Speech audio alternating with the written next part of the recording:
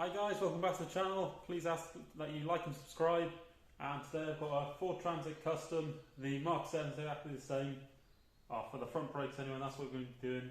Is discs and pads change. Now with the Fords, you have to remove the whole hub, take this nut off. So before we start, I'll just go through some tools that maybe you wouldn't find in your standard toolbox to make sure you have them before you start the job. Okay, so main one guys, 36mm socket, this is for the hub nut. I think most standard sockets has go up to 32. So you probably get one on a 3/4 inch drive for this torque. And then need a big bar, this is my ratchet, I've got a breaker bar for it as well. And then I've got a tube I can slide over that should I require. And when we tighten that back up, going to need a torque wrench, 420 Newton meters. If you've not got that, it doesn't mean you can't do the job, you can tighten it up to a good as guess as possible, and then drive it down the road, take it to a garage and ask them to just double check the torque just for your peace of mind. And then top of that, we're going to need this is a T50, and you see it's a long bit. If you've only got a short one, then most probably not going to be able to fit through the hub to get the bolts you need to get at. So T50 needs to be a long one. And then also going to need a brake pad wind back tool. If you've not got that, I have got one, but I'm just going to do a G-clamp today just to show you can do with that. And then got a few other torque wrenches for the other bolts, and I think you need from 53 is the lowest torque we got, and we'll go all the way up to 420. So you can see I've already done the other side. I've got the split pin and the cover out. I need to torque that up later on, but yeah, let's make a start on this. I'm going to first tackle the caliper, get that removed. Some people, they like to go for this nut first. You can get someone to stand on the brake to hold it, but I'd much rather put the car down on the floor and undo it like that. Okay, so first of all, we've got this brake wear sensor. Take that out of there, it's pretty tight. And then we need to unclip this. I need both my hands for that. There's a tab just around the back on this side here. A little screwdriver in there, press it down, and that'll come off. I'd recommend you get new ones of these. Usually your pads come with them, especially because if your pad's worn down a lot and you've been touching on that, you're never going to be able to get it out to reuse it. So make sure you definitely order this one as well. Then once that's off, we'll take the caliper off and go from there. Okay guys, just to show you the end of the brake wear, there's a little clip that she comes down and locks it in there. To press that in, pull it off. On this one it was broken, so it just pulled straight off, so I couldn't show you on the car. But yeah, we'll go for the caliper now then.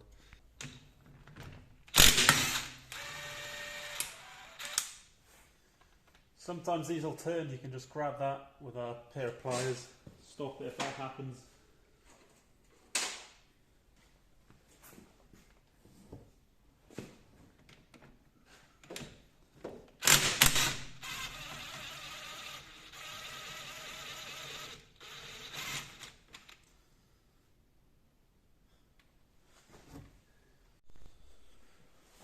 Okay, so just to make this a bit easier to get off, you can get in with a little pry bar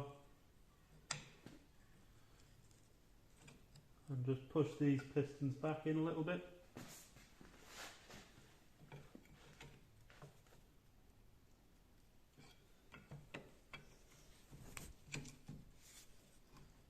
I'm just leaving off the back of the pad there.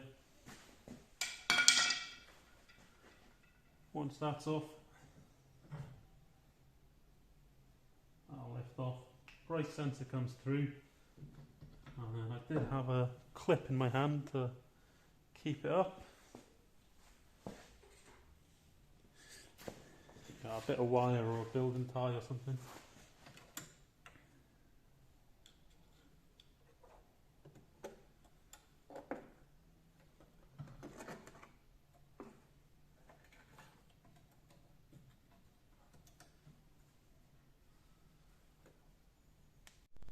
So next up, we can take these pads out. They just come to the side like that, and that's what I mean there. If you get wear like that coming down onto your sensor, and it becomes pretty hard to remove to change for the new one. This one out as well, there to the garbage. So if you've not got the correct tool to wind it back in, I'll just show you this method as well. We've got two 4-inch G-clamps. I've got the old pad back in there. The piston you can see is behind here, and I just tighten a little bit by bit, until we get it fully back. So, and these shouldn't be tight to push back in. This top one is a bit difficult getting the back onto the caliper.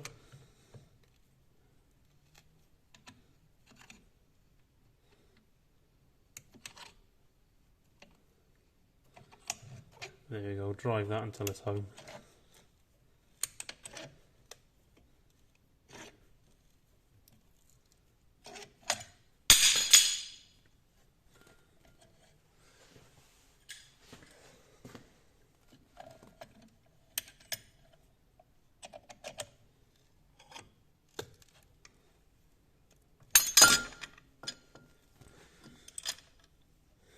And there you can see there's no gap, the piston's all the way back. So I can remove this clamp as well. Old pad out, drop that off, and then we'll just leave that hanging there. Give it a bit of a clean later, but it's more or less ready to go. So now the carrier, these are 21mm.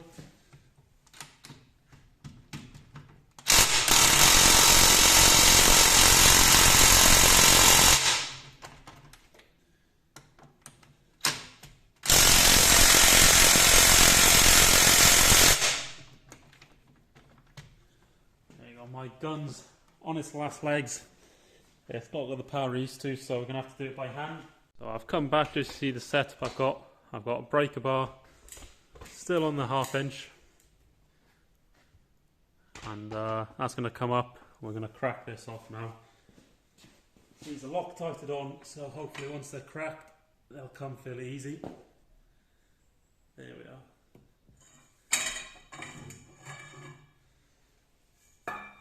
And that extension just makes life a bit easy, you're not half killing yourself. I'll see now. There we are, that will come easy. And we just need to do the same again on the top one.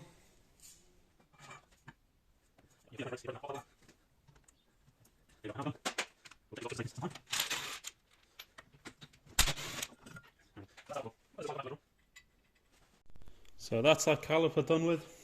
So now start focus on the disc. Got to take this split pin out first. So I'll just straighten these.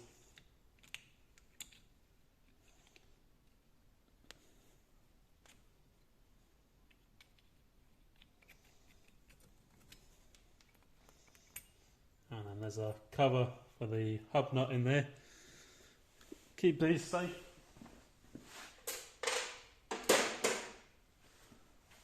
And now I need to undo this very tight bolt.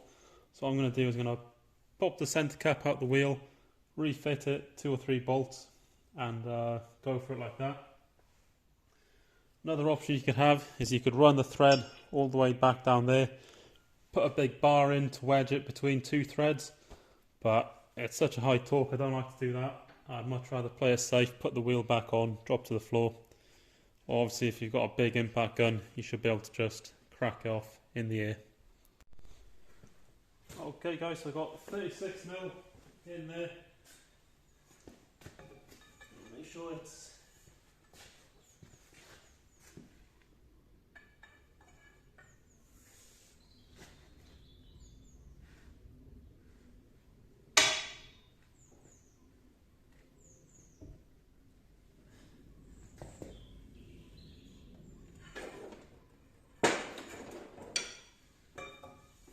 you can see there, I was using a bouncing motion just to use the stored energy that you get from that, and then this can be wound.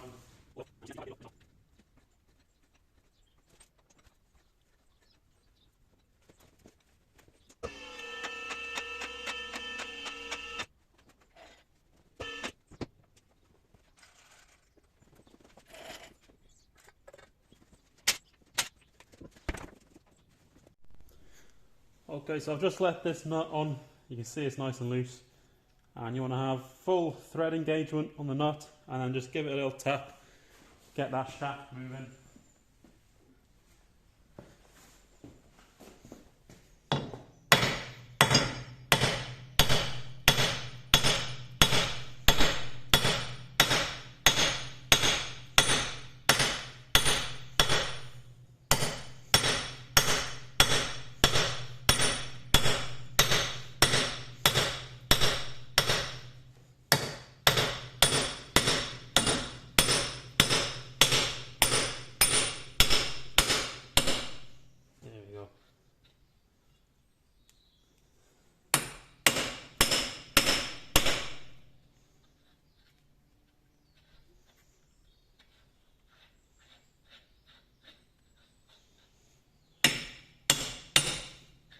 Yeah, that's definitely loose. And you know it's right when you can take your finger and push that shaft out. So this nut can come off. That washer, if it comes off with it, it can now, but if not, I'll get it later on. Okay, so next up guys, we've got the bolts in here. So we're going to have to turn the hub, get it lined up.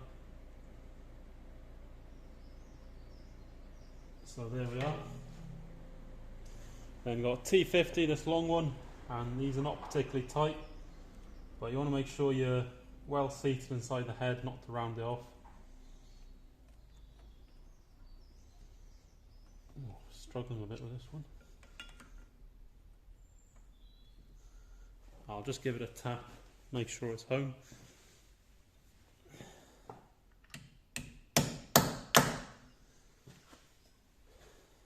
Probably quite a bit of dirt in there.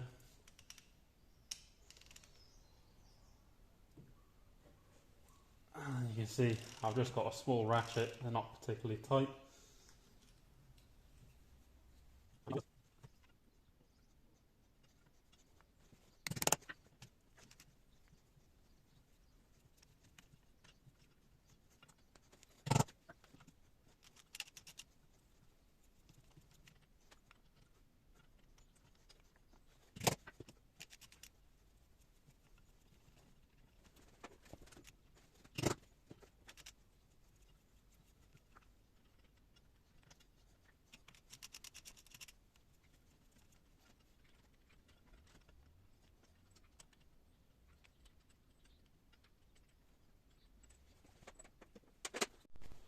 Okay, so that's all the bolts out.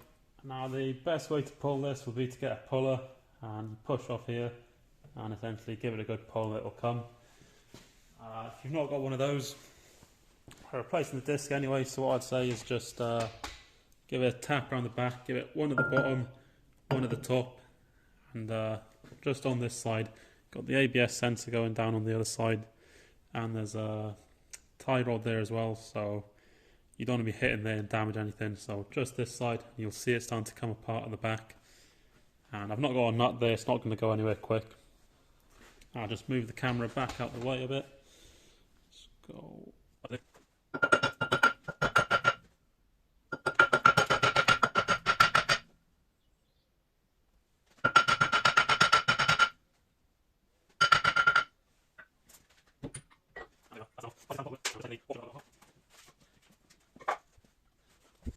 Okay, so I've got the hub on the floor now, and the easiest way to get these bolts out is a 13mm impact gun and drive them out like that.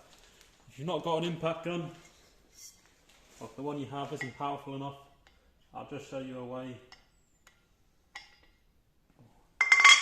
I'll try.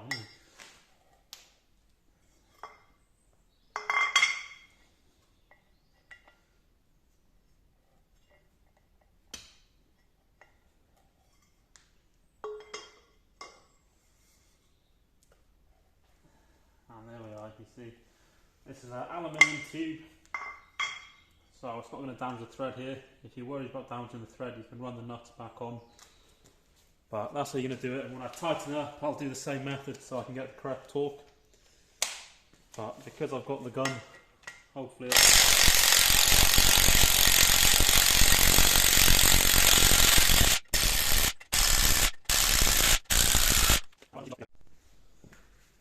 Okay, so once the bolts are all out, again still on the piece of wood, just going to give it a tap just to break the disc away from the hub.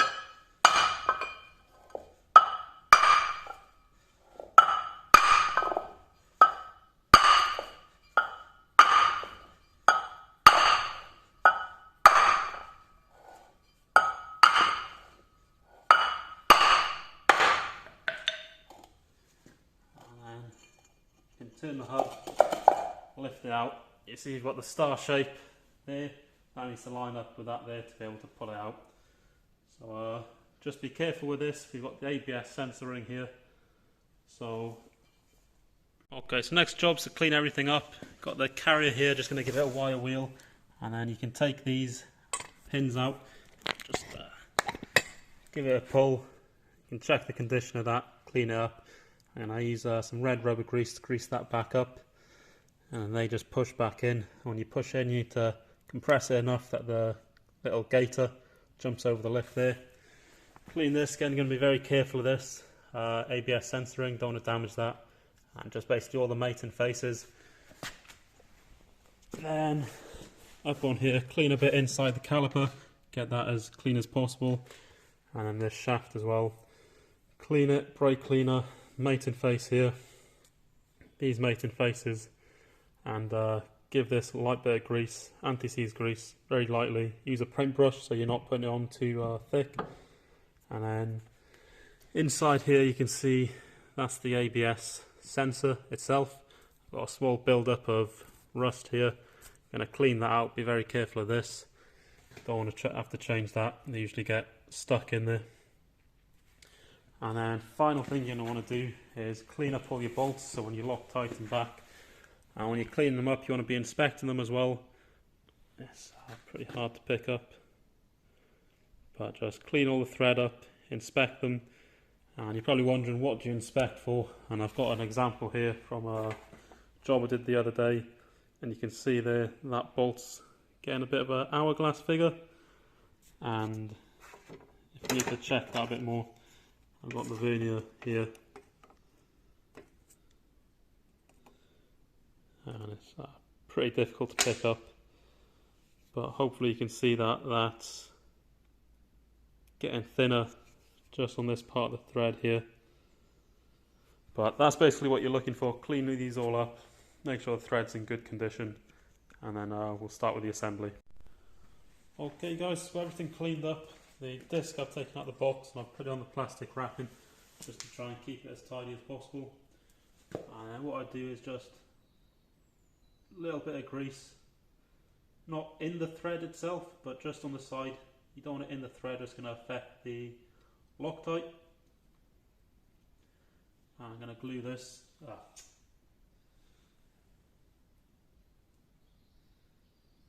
And what that's going to do is next time someone comes to change it, it's not going to be as hard to separate.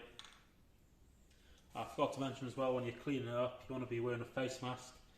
You've got a lot of brake dust flying around, you don't want to be breathing that in. And then again, you want to be dropping this in.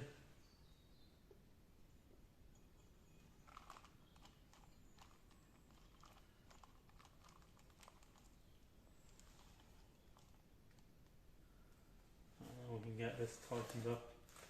I'm going to reuse all the bolts, they're all okay, and I'm using Loctite 270, which is like a high strength.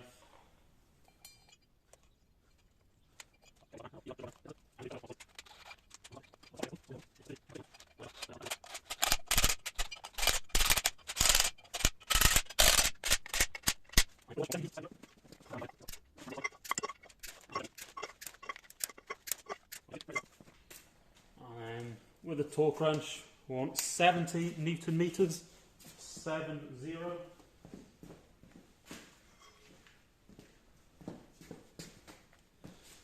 I'll get my aluminium bar again, and so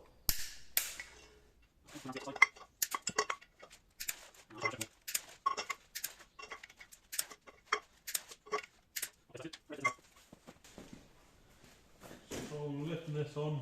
Need to line up the holes, so I'm going to get it more or less in the correct place. Have it slide onto our spline.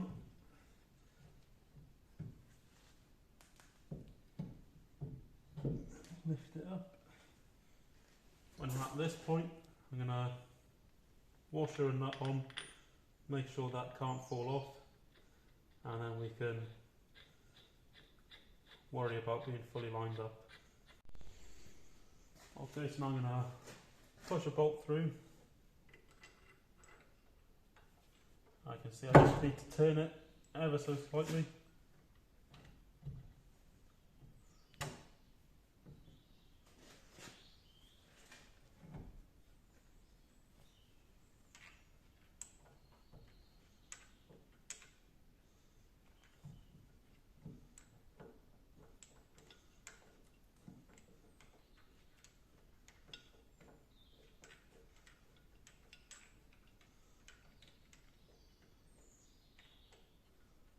Okay, so that thread's definitely started, that's holding it. Now we'll go in for this one, and again